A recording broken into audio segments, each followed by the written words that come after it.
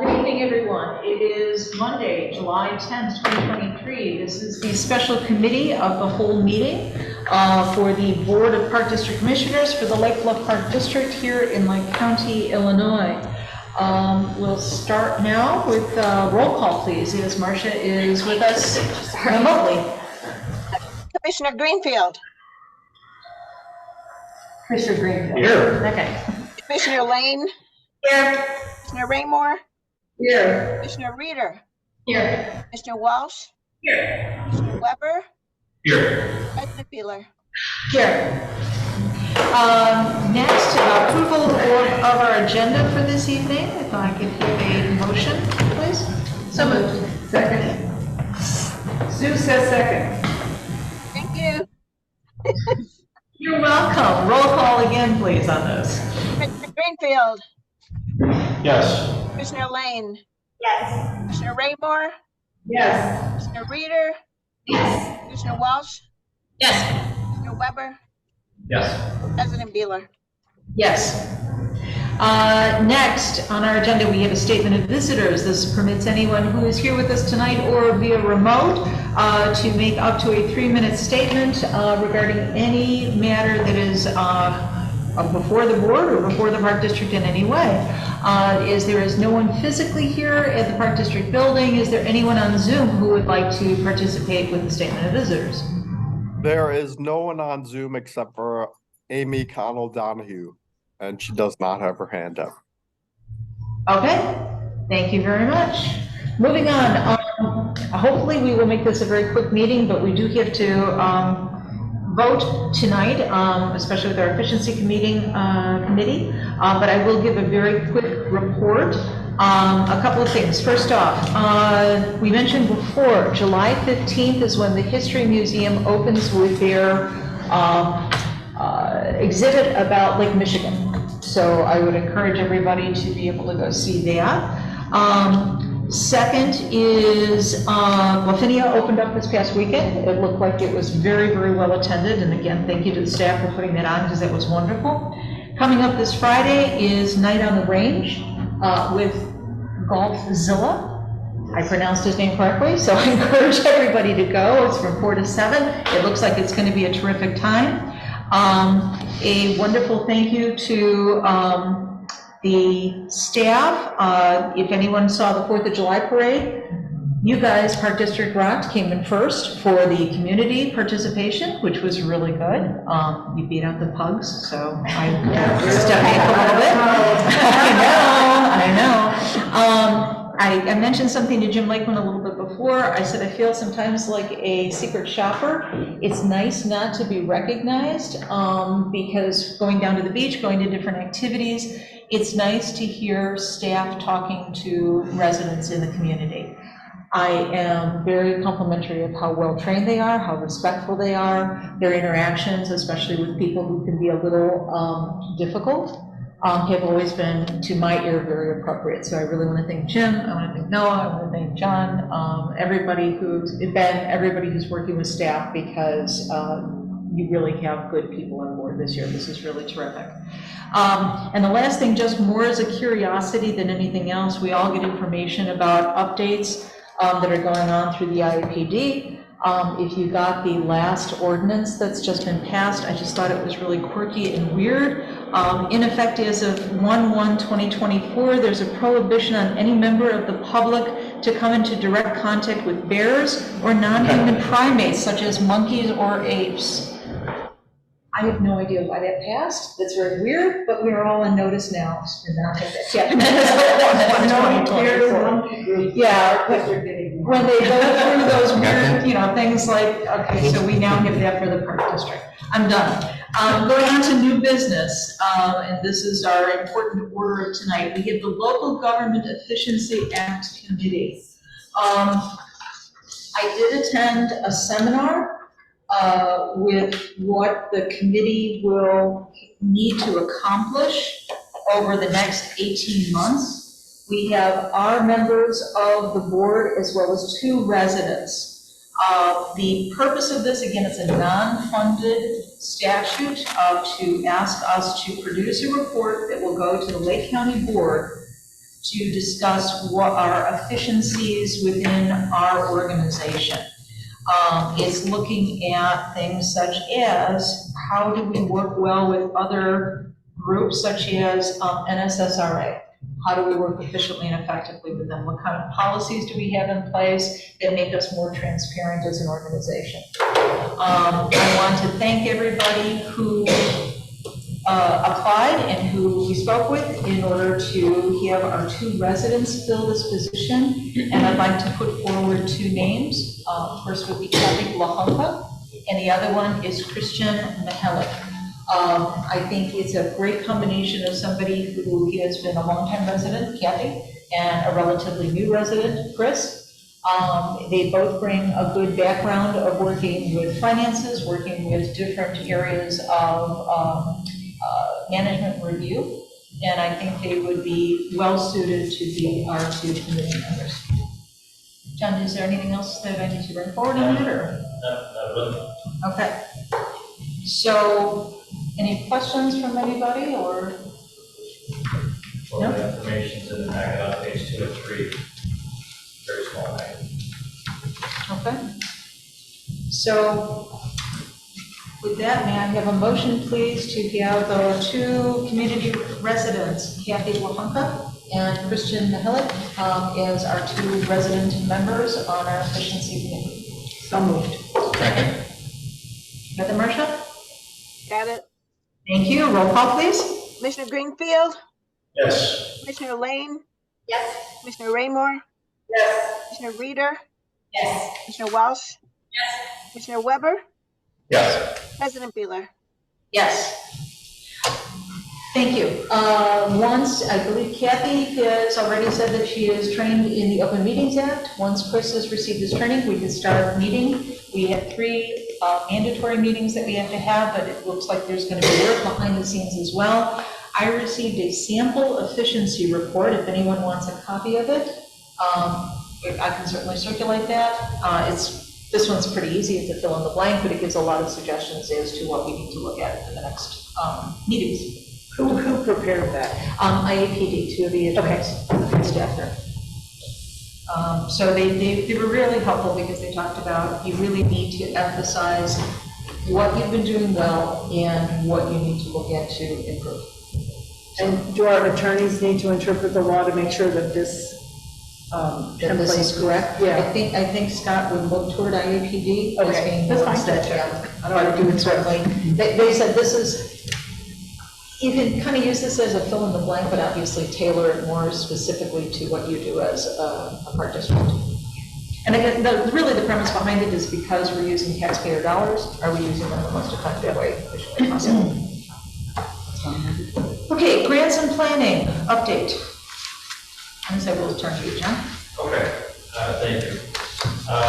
We are moving forward with the work on the outlet grant submission with Upland Design as was approved in the last regular meeting. So we have, we already had a call with them, a Zoom call. We have another one on Thursday with the pool architect, Ray Lee, who was involved with our pool in the past, and also Michelle Kelly from Upland to talk about some of the design elements and things that would go into the grant to help make it the best grant application possible. So we're already collecting a lot of information. Wolf as well, who couldn't be here today, but he's collecting information that will be helpful, that we're going to need to do the grant submission. So we'll be looking to schedule a meeting, a community meeting to talk about the pool.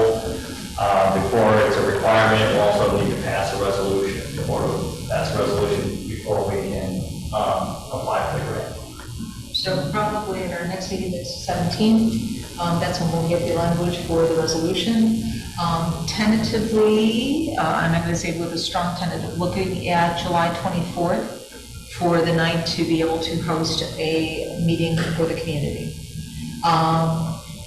In kind of thinking about it in advance, I'd like to make it more informal, to be able to solicit community input, but to be able to come with, if we can, some suggestions, because as we said before, this is primarily a grant to do the piping, the deck, the things that are necessary for our pool, but the suggestion from Upland was to have another element that's going to service the community. It's got to be cost effective. We can't, if we're looking for a $600,000 grant, we can't ask for $250,000 of it to be for this community element. But if we could find something that's going to fit well and be productive for the pool, that's what we'd like to do. And then use that community time to talk about the pool, get the necessary information that they'll need for the grant application, and then also solicit that kind of information.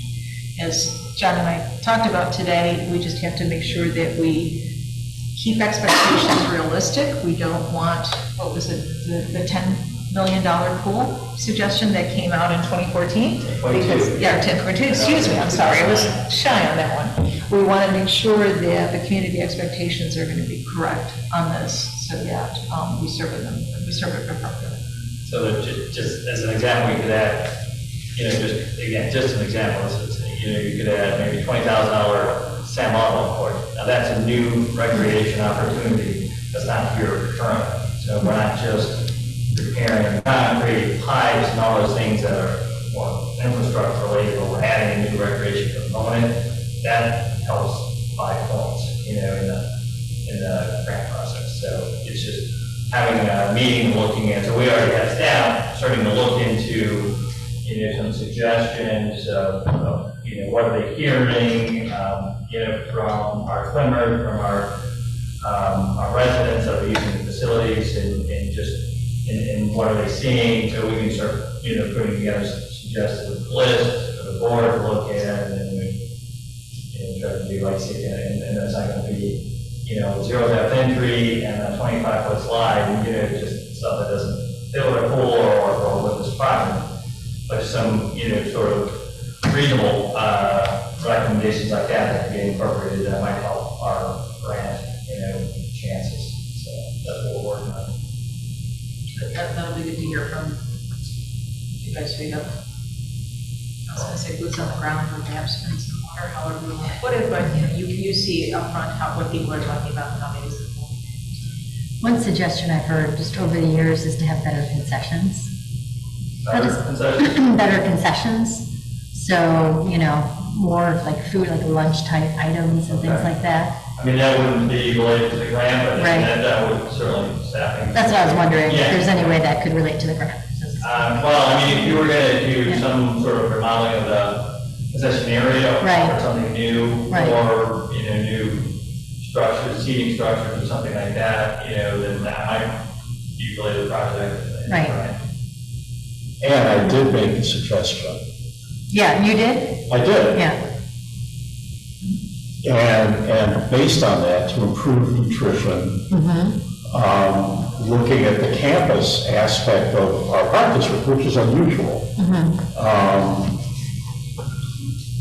and how we could develop an app so that people could order their meals at the pool Right. from the other facilities we have on the campus. Yeah, To go here, so that you have more than potato chips and pretzels, you have, like burgers and whatever. Burgers and Yes, brats and- yeah, chicken and. It would be great if we had golf carts on property that could actually deliver it. Yeah. Oh, wait. so that, Yeah. and I think, Yeah, I mean, we don't need It's an not extra recreational, kitchen, yeah, but but it's- it's sort of like, it actually really is a thing, because when people go to the pool, they love to have the whole, we'll have lunch there, and spend the day, and yeah, it wouldn't cost very much money, I Yeah. wouldn't think. yeah. I mean, you hire some 14-year-old. Right, They said Yeah. maybe grills and like a fire pit. So you'd like over in that grassy area, so, people could do evening stuff and then maybe have evening activities around it. Yeah, I mean, I think these are all good suggestions that we're going to want to, talk through and, as we kind of go through the process here, look for not just ways to fix things, but make some improvements, whether it's to service or to the amenities. to this project, so. Good, so we'll obviously be sending more information out, but tentatively July 24th. And the Friends do have a meeting that night at 5 o'clock, but we would go directly after that. Pickleball, sound mitigation. Turn it over to Nikki and to Sue, who have been investigating. So, basically, yeah, do you want to start with? Yeah, sure, yeah. With, okay. I was invading the Gamrat's backyard just this morning. I appreciate that. Did you? I was so freaked out, and I'm trying to be like fast and efficient and not like be there that long. Yeah, no, I was waiting till, I kept wanting to go, and there weren't enough people with the air warnings and rain and other stuff in the last couple of weeks. It's been a hard. There were a lot of bugs. Yes, tons. Yeah, it was good. And so I came here first to make sure there were a lot of people out, and it was, Corey had told me there was a big drill on Monday morning, so I think she usually has decent numbers for that, so I wanted to go during that. I came over here and I took measurements on the decibel meter, waited around probably a little bit longer than I spent actually in your backyard because I was weirded out, but so that I took them right behind. Like I literally stood behind the windscreen that's like really like right by your property. So I stood like kind of down low, and your property actually sits up a little bit higher, which is interesting. So I was right behind the windscreen and I took measurements, and my average was 58, my max was 65, and the most, is that, and the most common, what was that one? Was 62. Let me just double check that I'm getting that right. And because I thought it was interesting, because some of these measurements were actually higher on your property. So average was 58.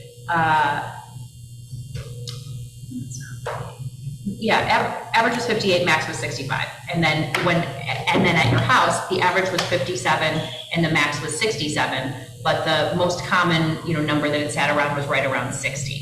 And I went like kind of near where your hammock is. Like I was kind of in between, like I figured, that's as far as you go into your backyard. It's not on your, patio, but it's closer to the edge of your backyard. So I kind of hit a happy medium in there. And then also went over to, Libertyville has fairly new courts. And I think you had said that they had some complaints from the neighbors. They're across the street. And so they're further away.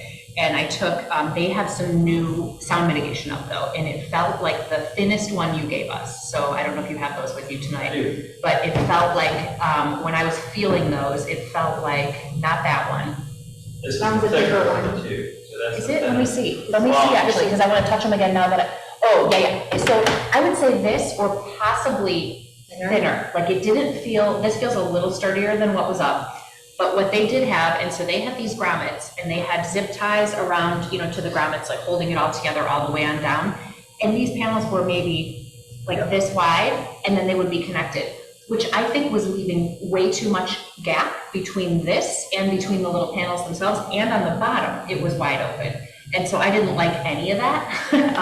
I think it needs to be, whatever we look at needs to be solid, and, like this or fiberglass or much more, because I've read a bunch about it too. But the interesting thing about where the Gamrats sit is they're up higher. And so this guy, this Bob Unitak, that I sent an article to a couple of you guys that I've been reading about, he was saying if you're in the line of sight, like if you can see into the court, you're going to hear. And so the problem with them being up higher is, even I think if we cover all the way on up to the top of it, they're still going to be able to see into the court. So I don't know if there's something that you can do that would be like an arm that would then do that on top, just kind of on the corner over by their house. So you would raise it above the fence line around that corner to kind of, take all that sound back into the court, higher than the fence line. That's also going to be in your sight line. You're not going to have that, but I think something like that. And I'm not an acoustical engineer or anything, but when I'm looking in, and I've spent a ton of time on this and reading, and that seemed to be something that could make sense. I don't know, if anyone has presented anything like that. I didn't see it on any of the courts I looked at. How did you measure the decibels in Libertyville? Yes, I measured the decibels at Libertyville, and so this is interesting. So Libertyville only has their sound mitigation up on one side, which is across the street from where the homes are, and they have that was that weird, kind of stuff. When I went around the side with no mitigation, it was average 51 and max was 70. With the mitigation, when I stood, kind of right behind it, average was 50, but the highest, the max that I had measured was 57.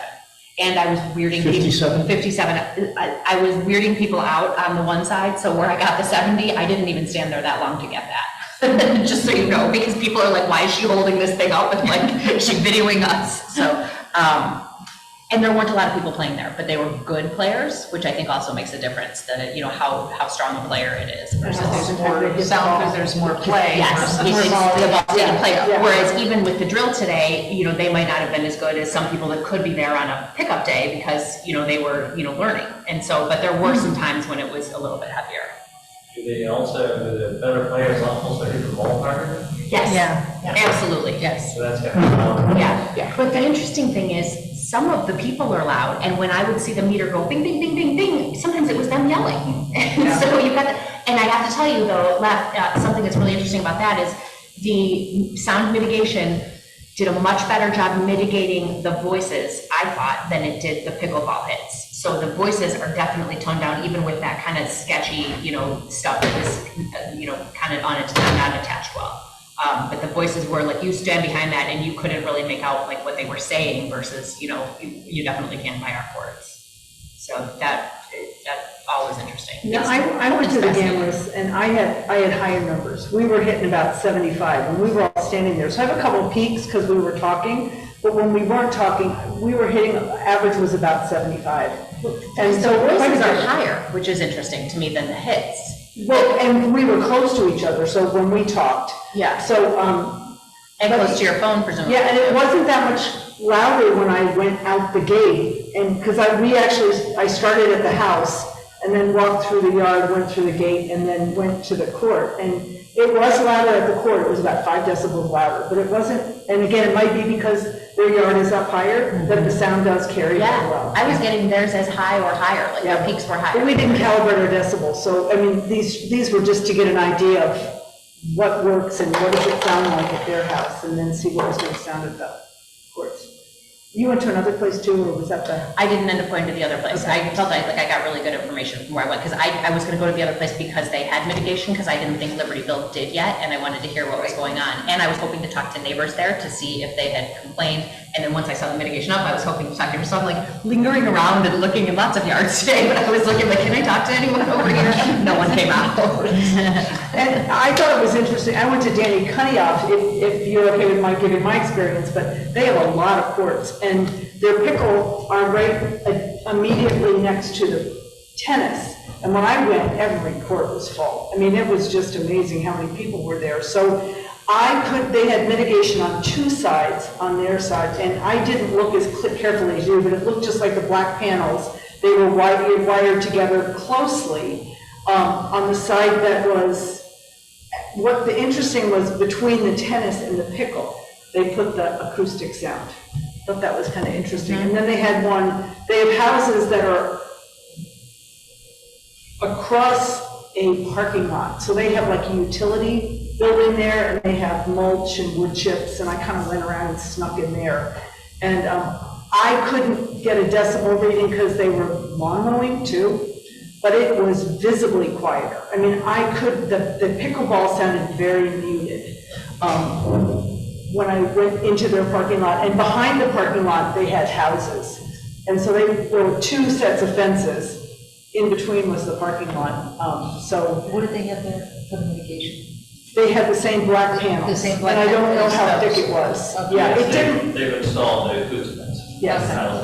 Okay. Do you know which one? Was it the thin? It's the, yeah. Yeah, it looked like the thin one. Yeah, it is. I was surprised at how I couldn't hear the pickle when I was standing in their parking lot, which is closer than the houses, but the houses are a lot farther away than we're dealing with, so. That was the difference. That director, Brian Rome, said that that definitely is reduced. They don't really get complaints anymore about the noise the birds did. When they put this in, so it hasn't taken away all the noise, but it certainly reduced it. And I would say one thing that just what you were saying, muted, that's what Mark Montgomery went down and sent us a little video of it where he kind of walked, videotaping behind the fence and,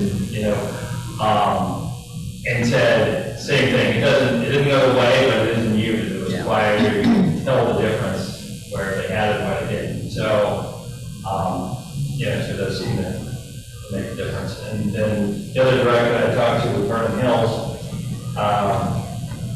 Jeff Boudreau, who's the executive director there, who installed them just on one side, because that's the only side that faces houses. And they did a lot of research before putting it in, so they, put this in Lincolnshire, Glenview, LaGrange, Palatine is getting ready to put it in, this exact same product. And so it's, seems to be one of the most effective style mitigation things that you can do, and you can use the fence that's already there, and it makes a difference.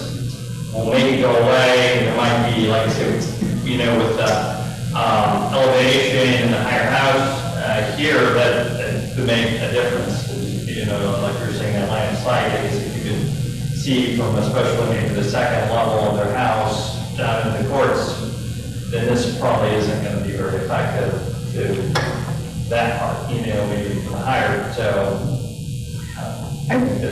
I did have one question. The courts, I've seen tennis courts a lot, and the tennis and pickleball look very similar on the outside. Their chain link fence seemed very high. Are there different levels of height for the chain link fence, or is it pretty standard? Anybody know? There are different levels. Some courts do 10 feet. Ours are 9. Yeah, it looked like people were less than half the height of the chain link fence. It was pretty high, and it went all the way to the top, so that could make a difference too, if we're trying to mitigate sound, especially if it's up. So that might be something for us to make That's sure. what I just heard, if there's something around that corner. Exactly. But like you're saying, there could be a way to just do, additional close Yeah. on the outside of the fence to get Get it higher. Yeah, get a higher elevation, perhaps. What would be involved with that, but we could look into that to see what other options there. Yeah, I also wonder this Bob Unitek that he was from the article, he owns that company called Pickleball Sound Mitigation. I don't know if he'd be worth even a phone call to. He's out of California or somewhere. Philadelphia. And so I didn't know if he might even be worth not to have him out, because that would be ridiculous, but, whether he'd have any ideas like, hey, do you ever do anything that goes up higher, what do you do? Yeah, I could reach out and Yeah. find him. I knew that there was another one that one Matt used. And, they were consulting on their pickleball course, and that person's last name was Thunder, which goes good. But yeah, I could reach out, and then after speaking with President Wheeler earlier today, I sent out an email to all the other executive directors of North Shore to ask them what they're doing, and have they used any sort of consultant, sound engineer, and what maybe we can use the information without having to hire that person. But so I can definitely be able to come back to you with some more information. If they have any kind of, neighbors that have said, thank you so much, it's so much better. Yeah, I'd love to know that too, because it's expensive and we don't want to do it wrong. So that everybody on the board is aware, there are now locks on the pickleball court because people were not paying attention to the policies that were up there. So now the courts are locked and unlocked during playtime. There's more signage that's up there. And the other important thing to know in talking to John about this, when we do make a mitigation decision, it'll take about 4 to 6 weeks to order these and have them installed. So we'll still be in the peak of pickleball season. So that's why, one of the reasons I thought it was important that we act a little bit more quickly. People were still going out at 7 or 7:30. And again, these aren't all residents, so we're driving here from out of town. So we made a couple of quick changes last week, based on those things going on. One is that Noah's developed a system with his staff where they're locking those courts, and then right now it's in the morning. They're locking them early, usually it's 5, and then unlocking them at 8, so that they're locked when you can't show up at 7 and play.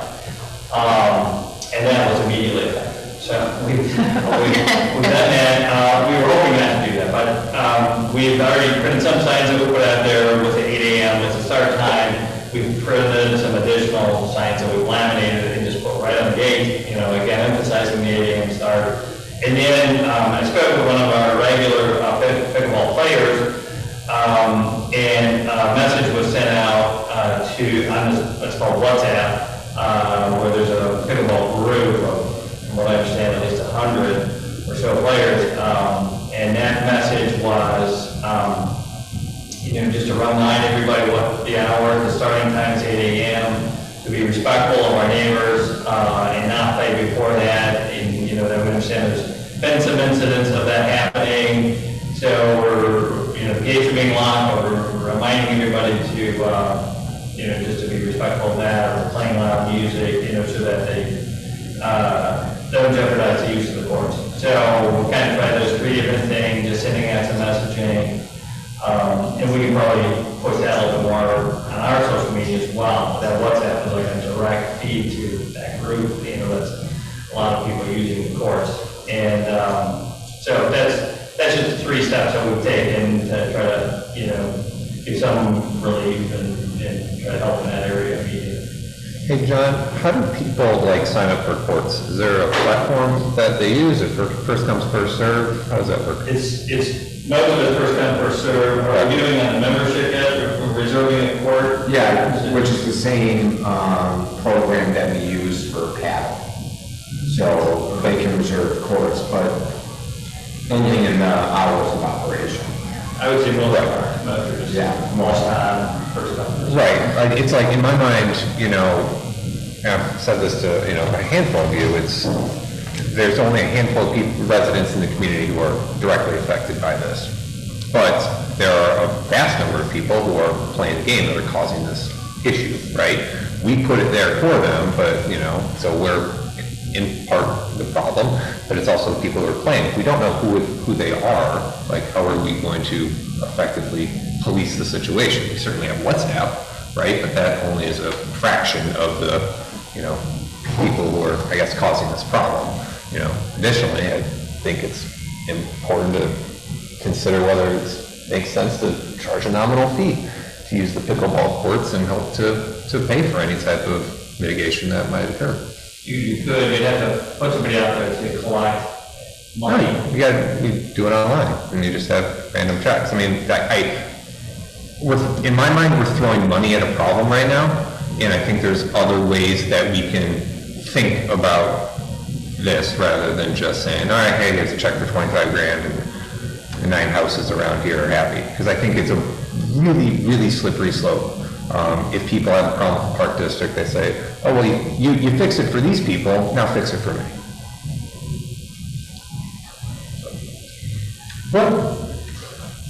What is the reduction in decibels when you have some of the equipment that's been designed to reduce noise?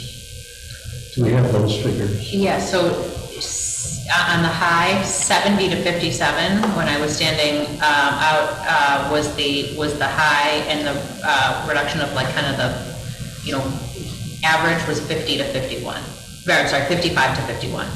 No, but I mean, the new paddles and balls that have been developed to reduce the noise. So I don't know about which balls, but I asked a friend who has a pickleball business out in California and plays a lot of pickleball, and I asked her about the foam balls, and she almost hung up on me. She's like, you don't do that, that's not the game, you can't use foam balls.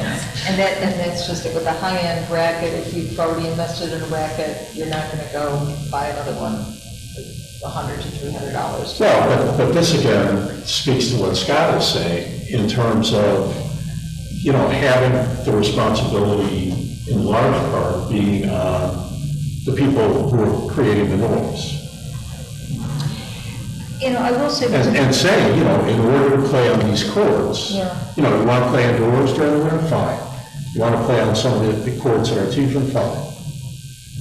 But if you want to play on these courts, then that's something else. I mean, it doesn't seem to me that the decibel level is reduced that dramatically.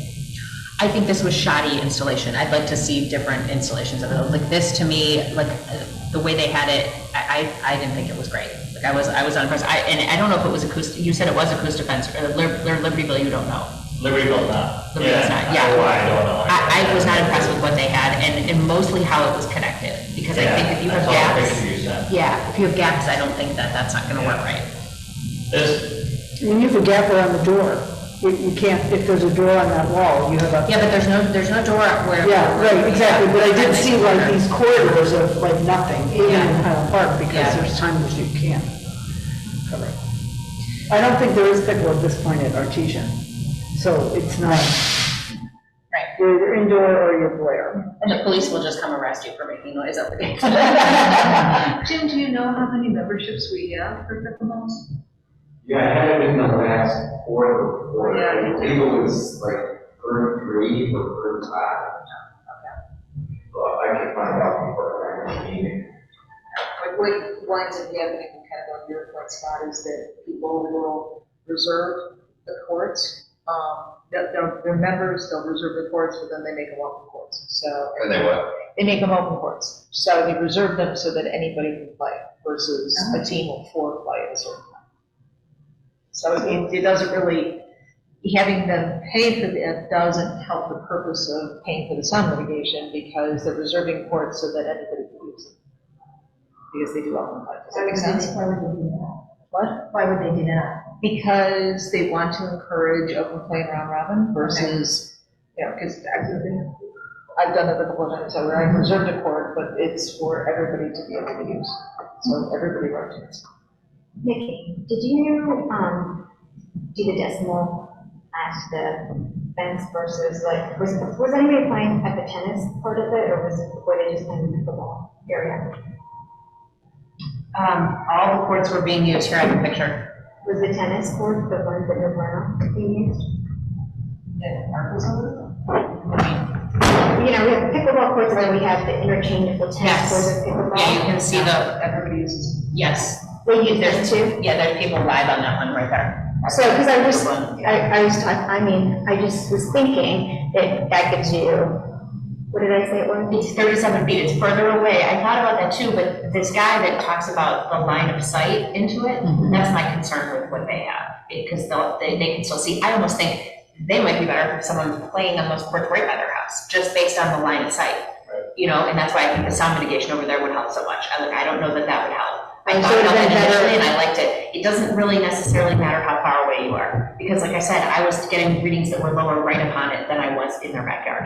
Like they're almost positioned worse than someone standing outside the court. Sorry, not as you want, but.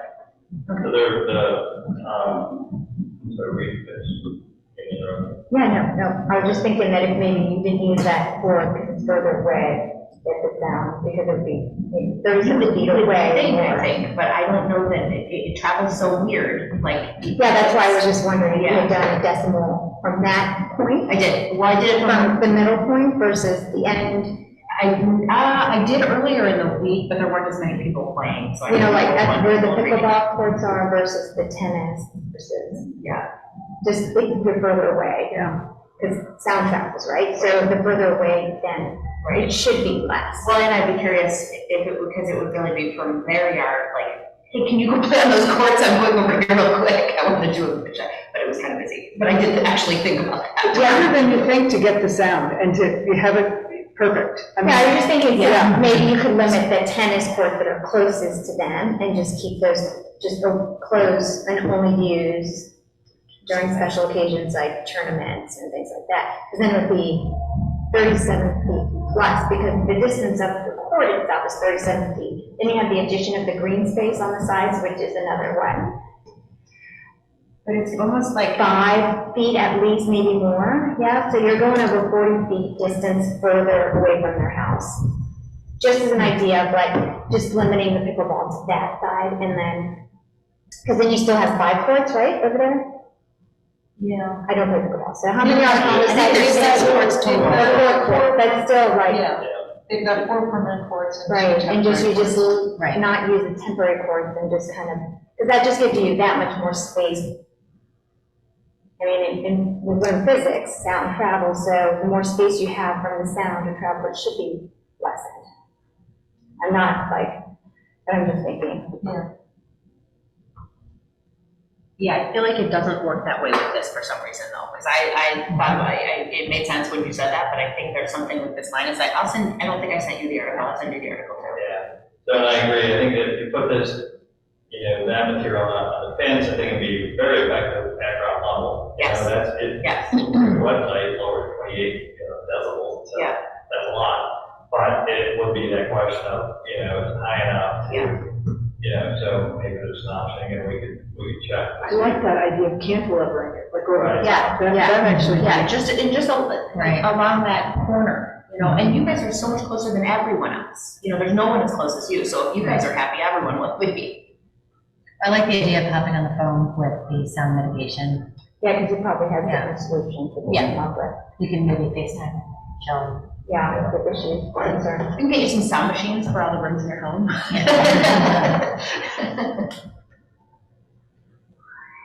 I still think we have to look at equipment and see what benefits there might be from that. And I'm not talking phone walls, okay?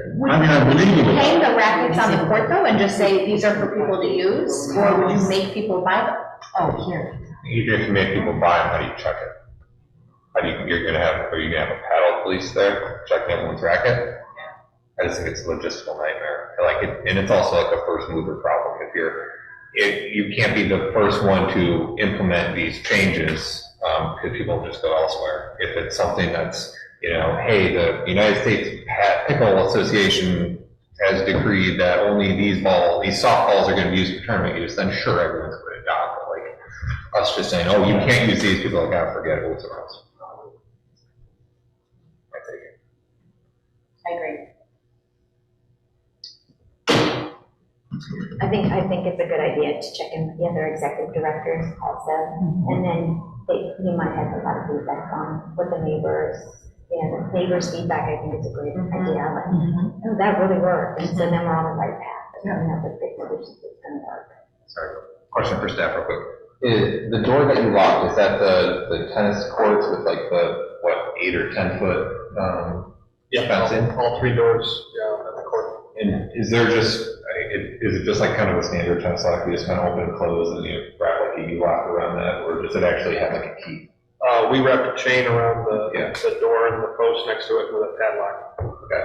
I was just like thinking like, like one of those like, a key padlock, I don't know how much success those have in kind of the elements. But just like, hey.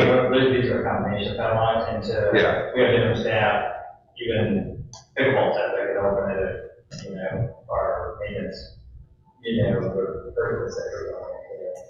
So that's what we're using now. Yeah. What I'm trying to get to is like, if when you go, register for something, sometimes they'll give you like a, 4-digit code, 6-digit code, and if it's something that changes every 24 hours, or you got a unique code when you paid $5 to reserve the court. It's like, the code would change, and you would collect a little bit of revenue on the side to help subsidize that. So, Well, it's kind of like. trying to think creatively. The paddlehead has something similar. They have a code. Yeah. In order to get to the paddlehead.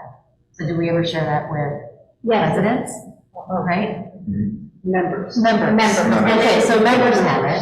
The pickleball members have it too, right? Yep. Yeah. So, speaking of pickleball members, I just checked that last report, 68. 68, yeah. Is the top, that is the current. And the pickleball membership, I thought we also put away money from that membership to go towards like kind of the paddle. Like, $25. Right, goes towards like, and that was kind of the goal of the pickleball that we talked about during the committee level, is that would create like a piggy bank for pickleball. Right. Is those members, and the goal is really to get pickleball users to become members, right? Yeah, so that they're paying for their, yeah. Not gonna solve it tonight. You play what? So we're not gonna solve it tonight. Yeah. I did notice Highland Park has 8 o'clock hours too, so I think we're more in line. I think maybe people were coming here because they could get in early. Is it 8 to 8, is that the hour? think it does right now. And that was another complaint that I had here. There were people playing as it, but this, I think it was 8:45. It was barely, any glimmer of light, but still just out there trying to play, almost dark. So, that could be another thing that we consider in the future, is making it 8 days or whatever. And that is how it works. Is that what they said? Yeah. Okay. It deserves 8 to 8. I'll ask that question. Yeah. The number of people on the pickleball app is 200. But that's not, Well, they should be all pickleball members. Well, that's what I'm saying, 68 of them perhaps are members, but. And that's just our. You can see that there's. Awesome, so it sounds like at this point, we've got a plan of action for making sure this is the most appropriate way to do this, and then we'll come back on the 17th and see what information we have. When we're talking to whatever company, if we get a strategy, we can get another quote. If we want to go the direction of, covering this, like the corners plus doing the extra corner. So we have the quote for covering the corners, so it's, you have the tennis backboard right now, so that's about maybe 18 feet wide or so. Yeah. So, and that is pretty much top to bottom. So if you start at the side of that, and that's on the north side, you go over to that east side, so there's like another 20 feet, and then do the entire east side, and then come out on the south side to meet that backboard. So it's kind of making a U shape around the end of it. Right. So we have quotes for that, just, and we have 9 feet. That's why I didn't. Fences. Right. So the quote for that is about $23,000 for the green, or about 19.5 for. I'm saying if we add that extra on top, Yeah. we could get a quote for that. And we could ask the company, maybe they're aware when that's been done before and how to do it. And Yes. maybe what it would cost. That's great. Would that really help? Would that do anything? Well, that's what we're gonna find The out. center of the court is still open. So that's what we're gonna find out from the people that we would have, right? Can you extend it up another foot? I would have to call the fencing company. Yeah, I'm just curious if you can add more dressing. We are not there. It depends on But they cost money. the current pipes that are there, the support fence. I mean, it sounds I have like to get a quote. the houses, you're gonna get the noise on the floor. It's the distance,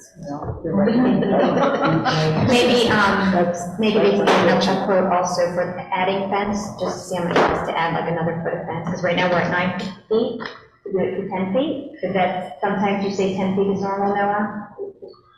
Anywhere from 9 to 10. Right now we're 9 feet, We're 9 feet. so 10 wouldn't be something abnormal, right? So this is the stuff they put around highways. This is called a booster shield. And that's the really tall, like weird looking. Oh, yeah, that looks like- wooden stuff that they put along highways. Yeah, they do that in Florida a lot. Yeah, and then there's also something called sound curtain that I looked up too, that looks like a thicker, kind of, it doesn't connect like this with the little things. It looks like it has like solid things in between it, sound curtain.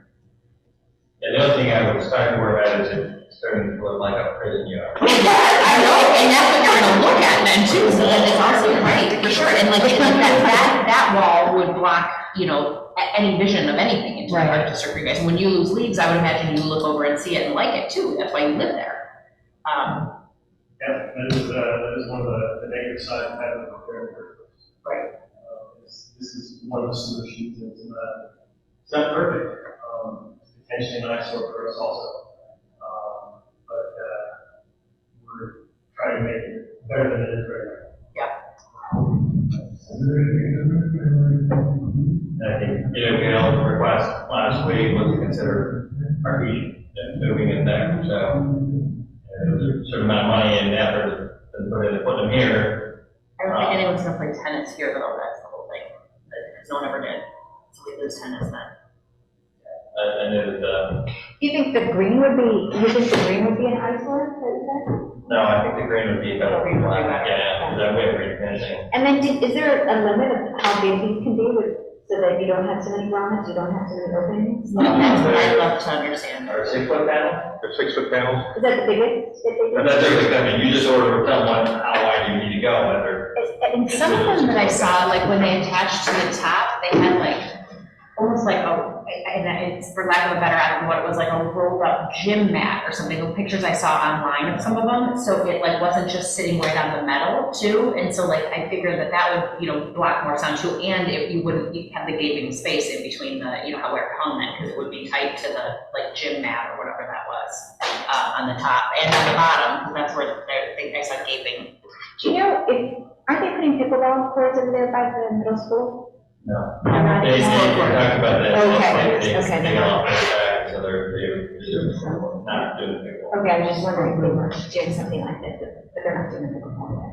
So one of the things, though, as far as insulation, both Noah and I spoke with the park superintendent from Highland Park, who said that they would offer, actually, one of the staff that did their installation come up and help our staff get started and see how to do correctly the installation. Get that. Can you have them also like share pictures of their quote? Sure. Did you take pictures of Highland Park? I thought I did, I thought I'd taken one, but I only have one of the parking lot, which just trying to get an idea of distance from the house. I'm just curious to see how everybody's installing them. I talked to, again, the executive director of Vernon Hills. He said he did go to one court where they did a black matting and they did it on all 4 walls, and he said it wasn't a very pleasant experience. Being on the inside. And light too, they need to bring. Well, and air moving, To make it hotter? Yeah, sure. So he didn't recommend that, but we're not also recommending or proposing that. So I think green, limited size, would be better to try to, again, it's kind of hot. So the best solution, but we can also look at other solutions, see what, reach out further to other parts of it, back to a full market information. Good, thank you. So thanks, Nikki, for doing a good job for getting a connection with every other park districts as well. Last on our agenda tonight is the ravine vegetation plan update. That Cliff Miller met with our district and with folks from Lamoille as well. Right, so we did have a meeting, as you might remember, the board approved,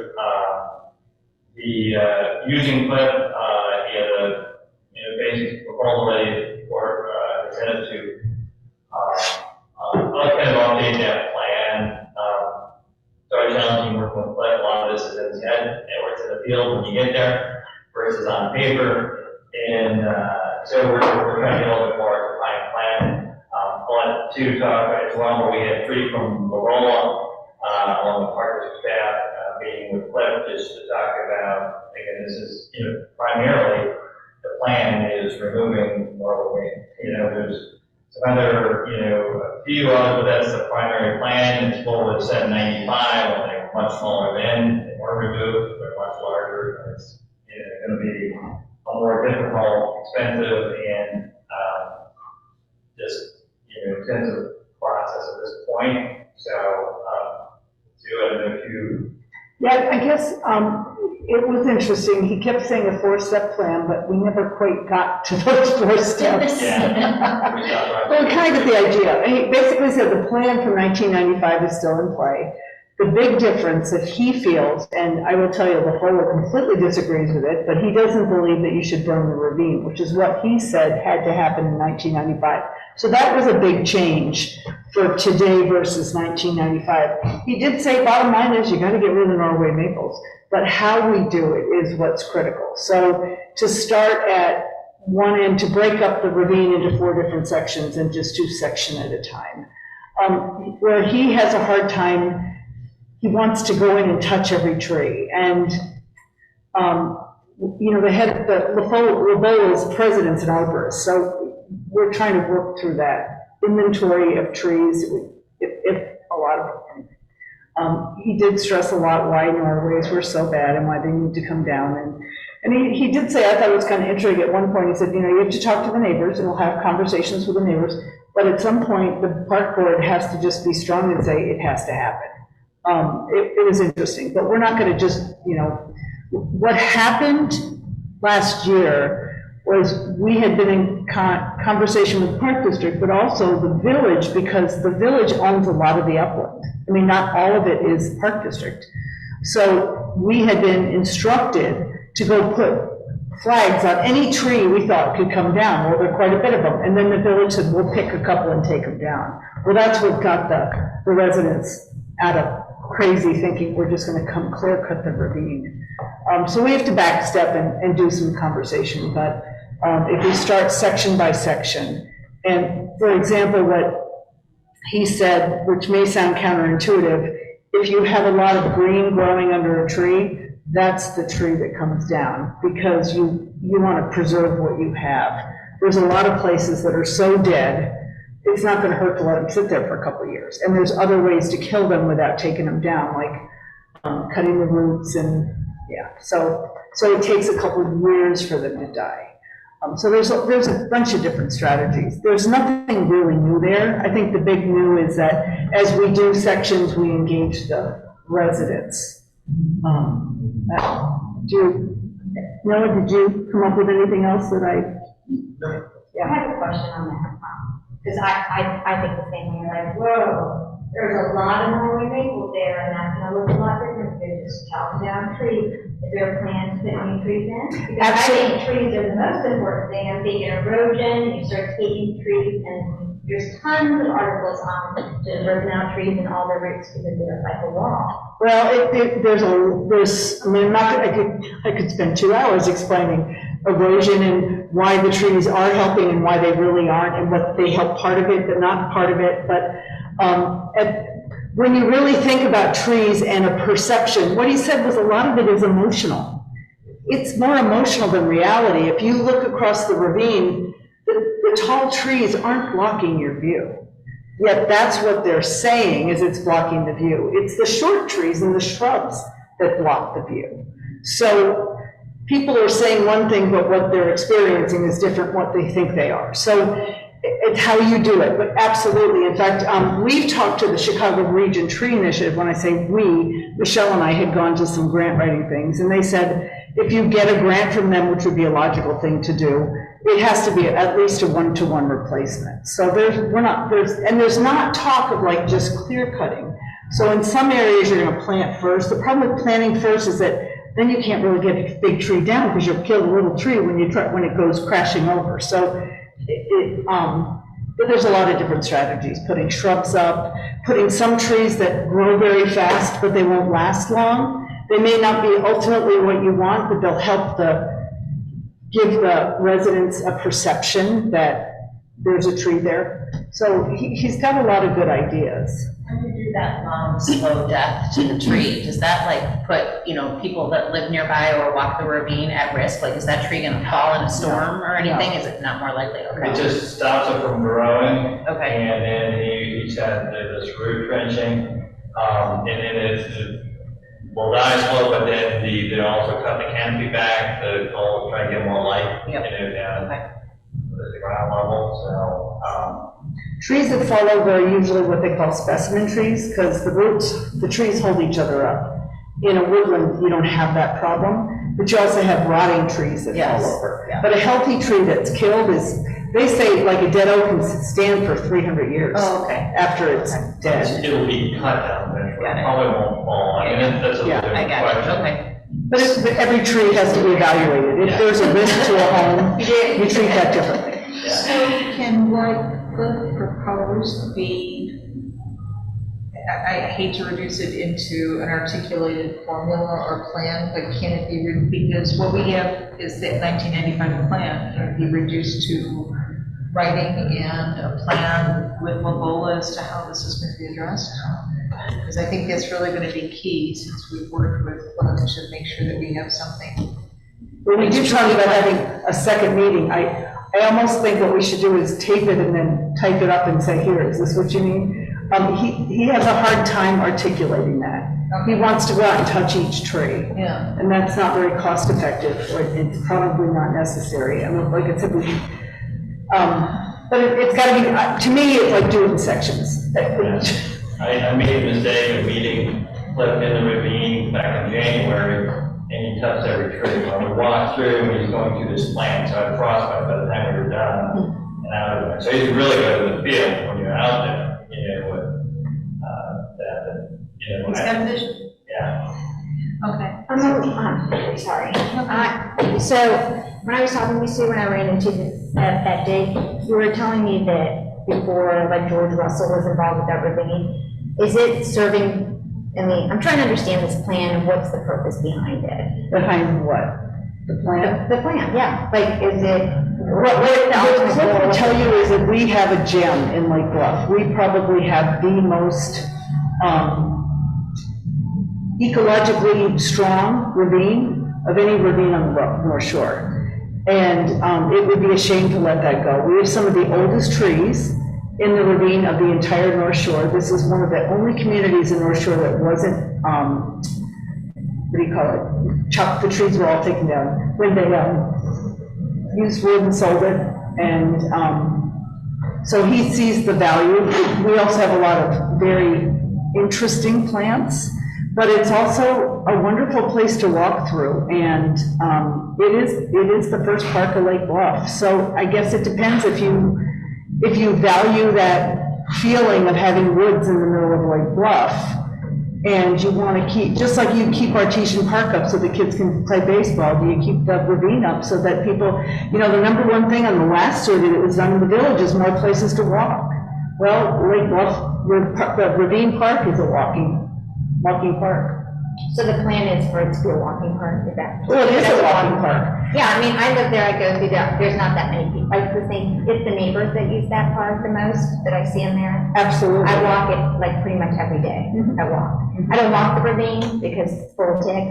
I walk on the outside of the ravine, but I never see, I mean, but I'm just trying to get, because I really don't see a lot of people in that ravine, so I'm just trying to get the plan of what that is. But I think it's what we're trying to articulate now is that Cliff has a vision, and trying to take, I think from here, Sue say, is with this next meeting, trying to put this down to paper so that we get, like, we're segmenting this and looking at it in 4 segments. We're looking at grants and so forth to be able to do tree cutting and replacement and so forth. We need to put this in writing so that we have something to be able, tangible to move forward.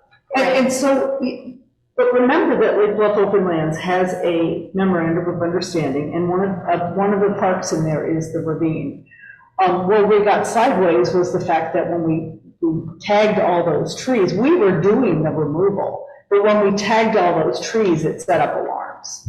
So. Yeah, there was a lot of tag. There was a lot of tag, and there still is, because we're doing a tree inventory. So, I mean, if you go in now, it's like, well, they're yellow and blue and green and. Yeah, and it would be nice, like, if that was communicated to the neighbors, because I get neighbors, because I literally walk that every day, my dog, we go, because it's so nice, so I know all the neighbors, and they do. They're like, what's going on? I'm like, I don't even know, I'm the commissioner. That's not fair. So that's and that was communicated to Noah and John, but it might not be a bad thing to say, put something in the newsletter, to say why are the trees flagged in the ravine? I think So. put a laminated flyer on the dog garbage can by the bridge. I think that would literally get to more people prepared. Yeah. I use that trash can. Everybody uses a trash can. One on Glen and one on Evans, can you say, trees are flagged for inventory, does that sound reasonable though? So I guess my second question was, you mentioned George Russell, because not only is it a walking park, but it also, I thought, was part of like, water management, like flooding issues. Yes or no? So that's why I'm confused with the whole plan. It collects it, but I think that it's just a lucky, artifact of nature, right? I don't think it's a plan to collect. Well, I think there was some water diversion that was done there that was changed because they realized that was causing much. Actually, it hasn't changed. No, it's. There is basically the Bath and Tanis, although there is the Getz wetlands, which the park district owns. A lot of the water that comes from over on the other side of the tracks is piped in there. There's 2 entries. But there's also what used to be an Artesian Park, that little river that runs through Artesian Park, that goes under the road and comes into the ravine too. But what Regis Charlo has said is that with the new sewers, the street sewers, that's all gonna be diverted, so it could be dry. Yeah, that viaduct is the biggest one, that puts the most water in there during a hard rain. In the ravine. In the ravine. Oh, I mean, I have videos where like, you know, I can just whitewater raft down the I know, isn't it cool?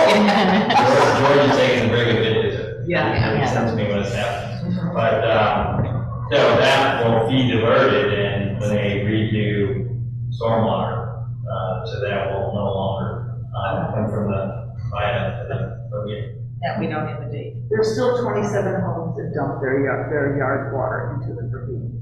And unfortunately, the way those pipes go, they are causing a lot of erosion. And it'd be very hard to change that, but like Highland Park has an ordinance that the ravine, the pipes from the neighbors' homes have to go down to the water level. And they don't in the ravine. You can sit in, they're sticking out and they're broken and it just runs down the sides of the ravine. So that doesn't help with erosion either. Okay, so you all are meeting again?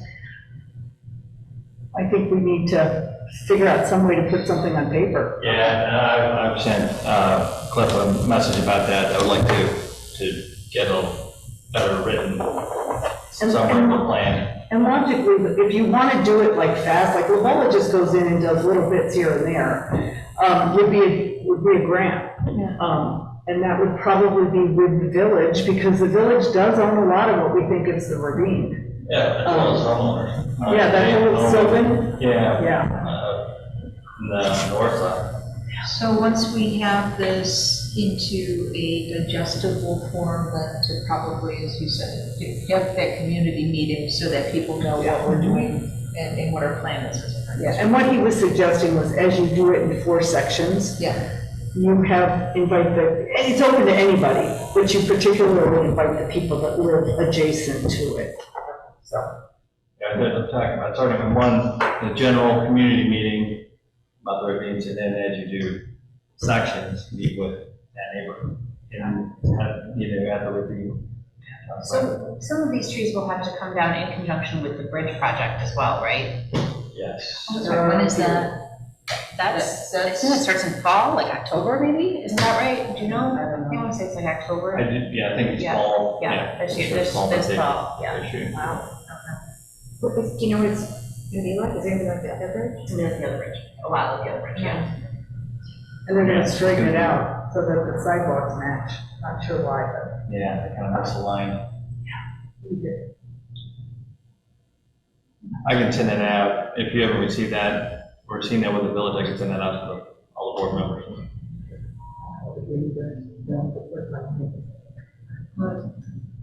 Okay, good. So it's going to be updating the plan to make the plan. All right, anything further for tonight then? Just a quick question. My neighbor asked, and I just wanted to confirm, because I was talking to Steve about this too, because we're neighbors, we live every day. It's just concrete of the basin project? As far as I know. Okay. Concrete? The basin itself is just concrete? Oh. Yes, it's going to be concrete once we're done. Okay. That's a- This door. I was asked that question, I just Like wanted a giant basement. Yeah. I just wanted to make sure I was giving the right information to my A new neighbor. swimming pool. What are you doing? I don't think you want to swim into that, but they Well, now would be the time to swim, but not after this. Okay, good. Thank you, everybody. Can I have a motion to adjourn? So moved. Second. All in favor? Aye. Thank you, everybody.